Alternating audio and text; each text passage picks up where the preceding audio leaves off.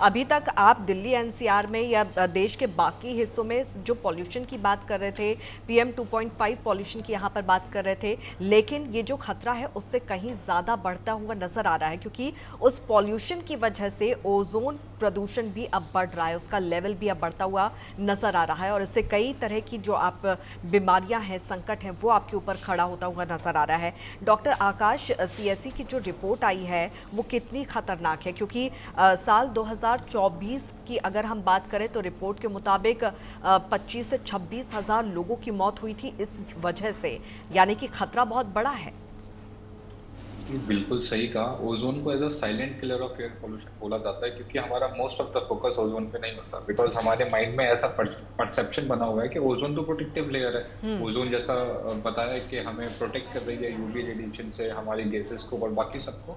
But कहते हैं सही चीज सही समय पे सही जगह होना बहुत जरूरी है। ओजोन जो स्ट्रेटोस्फेयर में हमें प्रोटेक्ट कर रही है, वही ओजोन अगर ग्राउंड लेवल पे बढ़ती है तो it causing one of the, कहते हैं one of the most vicious and most toxic air pollutant है ओजोन, अगर ग्राउंड लेवल पे उसका लेवल बढ़ता है तो। उसके पीछे का कारण ये है कि ओजोन एक बहुत ही रिएक्टिव मॉलिक्यूल है। ओजोन रिलीज करती है नेसेंट ऑक्सीजन। नेसेंट ऑक्सीजन क्या करता है, when we inhale this ozone, तो वो हमारे जो लंग्स में जो प्रोटेक्टिव एपिथेलियल बैरियर होता है उसे तोड़ती है और हमारे लंग्स को प्रॉब्लम क्रिएट करती है। तो जिसकी वजह से हमारी body work as a unit, अगर उसे प्रॉपर ऑक्सीजन नहीं मिलेगी और उसका जो लंग डैमेज होगा जिसका काम है हमारी बॉडी को ऑक्सीजन पहुंचाना, तो पूरी बॉडी में ऑक्सीजन की कमी होगी और सबसे ज्यादा अफेक्ट होता है उससे हार्ट, क्योंकि हार्ट को अब ज्यादा ब्लड पंप करना पड़ेगा पूरी बॉडी को सेम अमाउंट ऑफ ऑक्सीजन पहुंचाने के लिए।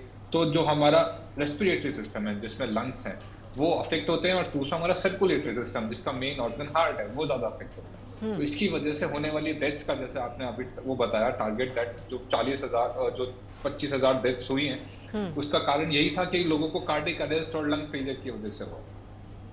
और दूसरा सबसे ज्यादा किसको अफेक्ट करती है ये चीजें, जितना जिनको ऑलरेडी लंग या हार्ट के रिलेटेड इशू है। नॉर्मल पेशेंट का लंग्स कंपनसेट करेगा, ज्यादा हाइपर वेंटिलेट करेगा, थोड़ा ज्यादा ऑक्सीजन इंटेक करेगा ताकि जो ये ओजोन की वजह से होने वाली प्रॉब्लम है उसे सॉर्ट आउट कर सके, और बाकी जो कमी लंग्स की तरफ से रह जाएगी उसे हमारा हार्ट कंपनसेट करेगा। लेकिन जिसको ऑलरेडी लंग्स या हार्ट की क्रॉनिक इशू है, जिनका हार्ट और लंग कंपनसेट नहीं कर सकते, उन सभी को ये इश्यूज ज्यादा होंगे और उससे रिलेटेड होने वाली डेथ्स के चांसेस बढ़ जाएंगे।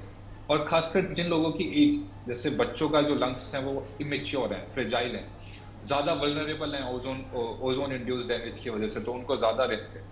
ओल्ड एज, जिन्होंने लंबी स्मोकर्स रहे हैं, क्रॉनिक स्मोकर, जिनको अस्थमा, सीओपीडी जैसी दिक्कतें रही हैं, जिनका ऑलरेडी लंग कॉम्प्रोमाइज है, वो कंपनसेट नहीं कर पाएगा इसकी वजह से और लीड्स टू डेथ। बिल्कुल, तो इससे क्या बचा जा सकता है? क्या कुछ हमें करना चाहिए? किस तरह के कदम यहाँ पर उठाने की ज़रूरत है? ये तमाम चीज़ें भी यहाँ पर जानना बेहद ज़्यादा ज़रूरी यहाँ पर हो जाता है।